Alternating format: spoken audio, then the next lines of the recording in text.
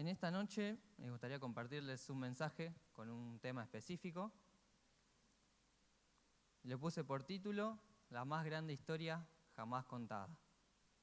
Ahora vamos a profundizar un poco más de qué estamos hablando. A cualquiera que nos hayan leído historias de la Biblia cuando éramos chicos, en la escuela dominical o nuestros padres, nos quedaron grabadas todas esas historias. Pero es posible a veces escuchar las historias sin conocer la historia principal de la Biblia. Las escrituras se recorren por un tema principal y la idea es profundizar en eso en esta noche para ver, de tener un enfoque adecuado cuando nos acercamos a un texto de las escrituras. Para comenzar, voy a leer Juan 5:39 en la versión RBC, Reina Valera Contemporánea. Dice: ustedes escudriñan las Escrituras, porque les parece que en ellas tienen la vida eterna, y son ellas las que dan testimonio de mí. En ese momento Jesús le está hablando a los fariseos, le está hablando a gente que entiende el tema, entiende las Escrituras, las conoce, las ha estudiado, pero que no habían llegado a captar el sentido real de las Escrituras. Después también vemos que el Señor expresa esto más adelante, después de haber resucitado. Para eso vamos a leer Lucas 24. Son dos historias en Lucas 24. La primera abarca del versículo 3 al 27, del camino de Emaús. Son dos discípulos que regresan y en el camino van hablando de los tristes y los afligidos que estaban porque Jesús había sido crucificado. Y es clave que en el versículo 21, Lucas 4, 24-21, antes el Señor los intercepta en el camino y se pone a hablar con ellos, pero como tenían el entendimiento enceguecido, no podían reconocerlo. Y el versículo 21 dice: nosotros teníamos la esperanza de que fuera el Mesías, que había venido para rescatar a Israel. El problema de ellos es que esperaban un Mesías equivocado, habían interpretado la venida del Señor con un sentido contrario. Entonces el Señor les responde en el versículo 25 a 27 y les dice: ¿qué necios son? ¿Les cuesta tanto creer todos los que los profetas escribieron en las Escrituras? ¿Acaso no profetizaron claramente que el Mesías tendría que sufrir todas esas cosas antes de entrar en su gloria? Y el versículo clave que sigue es el siguiente: entonces Jesús los guió por los escritos de Moisés y de todos los profetas, explicándoles lo que las Escrituras decían acerca de él mismo. El mismo Jesús le tuvo que revelar el verdadero sentido de las Escrituras a estos dos discípulos. Y es la tarea que tiene el Espíritu Santo, que dice que nos guía a toda verdad. En este tiempo es el Espíritu Santo el que nos enseña cuando nos acercamos a las Escrituras cuál es el verdadero sentido que tiene. Y no solo pasó con estos dos discípulos camino de Emaús, sino versículos más adelante, en los versículos 44 a 48, es cuando él se reúne de nuevo con sus discípulos y Jesús les habla y les dice, Lucas 24, 44 al 48. Entonces dijo: cuando estaba con ustedes antes, les dije que tenía que cumplirse todo lo que está escrito acerca de mí en la ley de Moisés, en los profetas y en los salmos. Entonces les abrió la mente para que entendieran las Escrituras y dijo: efectivamente se escribió hace mucho tiempo que el Mesías debería sufrir, morir y resucitar al tercer día. También se escribió que este mensaje se proclamaría con la autoridad de su nombre a todas las naciones, comenzando con Jerusalén. Hay perdón de pecados para todos los que se arrepientan. Ustedes son testigos de todas estas cosas. Y Jesús, cuando le explica las Escrituras a sus discípulos, en estos versículos le da algunas claves para interpretar, que dice: se escribió hace mucho tiempo que el Mesías debería sufrir, morir y resucitar al tercer día. Quiere decir que todas las figuras y las formas que hubo en el Antiguo Testamento que nosotros conocemos era para expresar la figura de Cristo. Y también le dice: también se escribió que este mensaje se proclamaría con la autoridad de su nombre a todas las naciones. La segunda clave, para poder interpretar correctamente, es que el propósito de Dios siempre fue salvar a todos, a todas las naciones, desde un principio. Podemos decir que la historia es la historia de Dios, donde Dios es quien busca al hombre para rescatarlos y darle salvación. Entonces, en esta noche, la idea era poder hacerlo más práctico. Entonces vamos a ir recorriendo algunos pasajes del Antiguo Testamento y vamos a aplicarle estos conceptos que Jesús le explicó a sus discípulos para poder tener esa herramienta de interpretar bien cuando vamos acercándonos a las Escrituras y sacar el verdadero significado. Entonces vamos a leer, en primer lugar, Génesis 3, 8 y 9. Yo voy a leer todo en la versión RBC, que es la Reina Valera contemporánea. Dice: El hombre y su mujer oyeron la voz de Dios, el Señor, que iba y venía por el huerto, con el viento del día.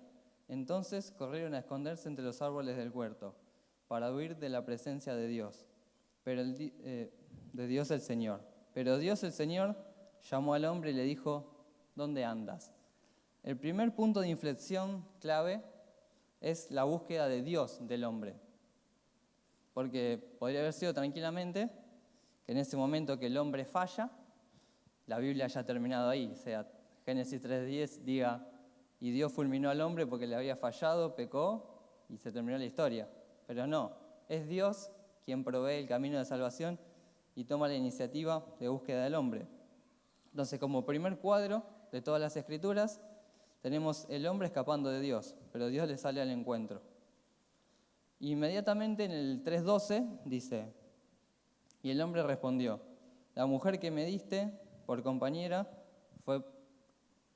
fue quien me dio del árbol y yo comí. Vemos en Adán alguien que no toma responsabilidad de sus propios actos, sino que le echa la culpa, en este caso a Eva, que era su esposa. Pero más adelante en Romanos, Pablo nos habla de Jesús como el postrer Adán. No solo que Adán no se responsabilizó y echó la culpa, en cambio Jesús tomó la responsabilidad que era nuestra y cargó con nuestra falta. Sería el tipo de Adán perfecto. Sería para que vayamos viendo que está la figura de Cristo en todos los versículos y que cuando nos acerquemos a la Escritura podemos verlo a Él. Más adelante nos encontramos con la primera promesa de salvación. En 3, 14, 15 dice: Dios el Señor dijo entonces a la serpiente: por esto que has hecho, maldita seas entre todas las bestias y entre todos los animales del campo. Te arrastrarás sobre tu vientre y polvo comerás todos los días de tu vida. Yo pondré enemistad entre la mujer y tú, y entre su descendencia y tu descendencia. Ella te herirá en la cabeza y tú le herirás en el talón. Esto es lo que se conoce como el primer evangelio, la primera referencia al evangelio completo, donde dice: yo pondré enemistad entre la mujer y tú. En realidad tendría que haber enemistad entre Dios y el hombre, pero es Dios quien se hace cargo de la situación y revierte la situación y pone esa enemistad entre la mujer y la serpiente. Como es siempre Dios tomando la iniciativa para rescatar al hombre. Desde el principio las Escrituras son la historia de Dios buscando al hombre y no el hombre buscando a Dios. Por eso es interesante, si seguimos avanzando un poco, ya en la siguiente historia, cuando le hace el llamado Dios a Abraham, le hace la promesa, se lo hace en 12:2-3. Dice: yo haré de ti una nación grande, te bendeciré y engrandeceré tu nombre, y serás bendición. Bendeciré a los que te bendigan y maldeciré a los que te maldigan. Y en ti serán benditas todas las familias de la tierra. Todos los versículos que si nosotros nos acercamos en el Nuevo Testamento, en el Antiguo Testamento, hacen referencia a la universalidad de la salvación. De un principio el plan del Señor fue alcanzar todas las naciones, pero fue lo que Israel no entendió en ese momento, se enorgulleció y se encerró en sí mismo. Es algo que no nos debe ocurrir a nosotros ahora en la actualidad, sino que tenemos que entender que Dios está todo el tiempo buscando al hombre y ser ese instrumento y ese canal para proclamar el Evangelio. Si avanzamos, en el capítulo 22, nos encontramos con la historia de Abraham e Isaac yendo al sacrificio. Para ir comentando la historia, después de que Abraham tuvo a Isaac, Dios en un momento le pide que lo utilice como sacrificio, que se lo dé como sacrificio a él, después que había sido su bien más preciado. Y mientras se está desarrollando la historia, llegamos a un versículo clave, que es el versículo 14. No sé si los pasé, pero tal vez lo pueden poner. Es Génesis 22:14, que dice: Abraham levantó entonces los ojos y vio que a sus espaldas había un carnero, trabado por los cuernos en un zarzal. Y Abraham fue y tomó el carnero y le ofreció en holocausto en lugar de su hijo. A ese lugar Abraham le puso el nombre: El Señor proveerá. Entonces, entendiendo el significado y el contexto de este pasaje, entendemos que está hablando siempre de salvación, de Cristo como el sacrificio provisto para la salvación del hombre. Pero muchas veces hemos escuchado este versículo que se utiliza fuera de contexto, dice: el Señor proveerá para los propios deseos del hombre. Y eso es incorrecto. Es importante que cuando estemos ante una mala interpretación, lo hagamos saber y podamos explicarle a las personas cuál es la verdadera interpretación y enseñarles.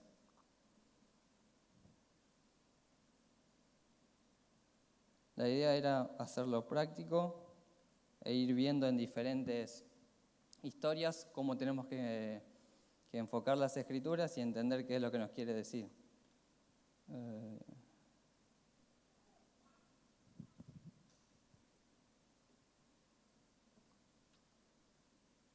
Perdón que se me fue y ahí ya vuelvo. Avanzando, podemos encontrarnos también con otro concepto interesante para entender las escrituras.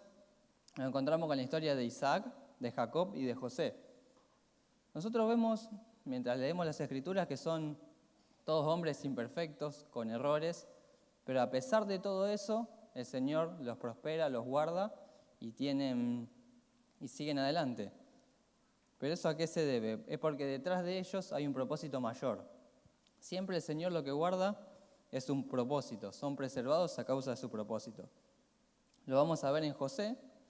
Vamos a leer Génesis 39:23, que dice: El jefe de la cárcel no tenía que vigilar nada de lo que estaba al cuidado de José, porque el Señor estaba con José y prosperaba en todo lo que hacía. ¿Pero por qué estaba con él? El capítulo 50, versículo 20, nos lo explica y dice, hablando José: Ustedes pensaron hacerme mal, pero Dios cambió todo para bien, para hacer lo que hoy vemos, que es darle vida a mucha gente. Una vez más vemos que el propósito de Dios siempre fue la salvación. A lo largo de cada versículo, la conclusión que tenemos que extraer es que Cristo vino para traer salvación al mundo desde un principio. Después podríamos seguir avanzando esto, viéndolo en cada historia de la Biblia, pero es interesante relacionarlo con el Nuevo Testamento. Para ello vamos a leer Hechos 3:25, para ver que este enfoque y esta mirada es la misma que después nos instan los autores del Nuevo Testamento a que nosotros tengamos. Hechos 3:25 es el discurso de Pedro en el pórtico de Salomón. Dice: Porque todos los profetas, a partir de Samuel, han hablado de estos días y los han anunciado. Ustedes son los descendientes de los profetas, son herederos del pacto que Dios hizo con nuestros antepasados, cuando le prometió a Abraham: en tus simientes serán bendecidas todas las naciones de la tierra. Una vez más vemos que el enfoque que tenían los apóstoles para establecer el fundamento de la iglesia era ver a Cristo en cada promesa y en cada historia del antiguo pacto. Lo mismo hace Pablo y mucho más profundo. Para ello vamos a leer Gálatas 3, 8 y 16.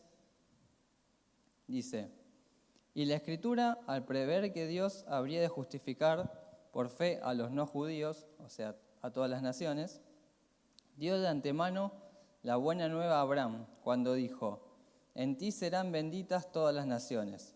Ahora bien, las promesas fueron hechas a Abraham y a su simiente. No dice, y a las simientes, como se hablara de muchos, sino, y a tu simiente, como de uno, que es Cristo. Pablo de nuevo profundiza en esta clave de interpretación que tenemos que aplicar a todas las Escrituras, que es la figura de Cristo como salvación para todos. También lo hace, Pablo elige expresar este tema en Romanos 16, 25 y 26, para darle cierre a la carta.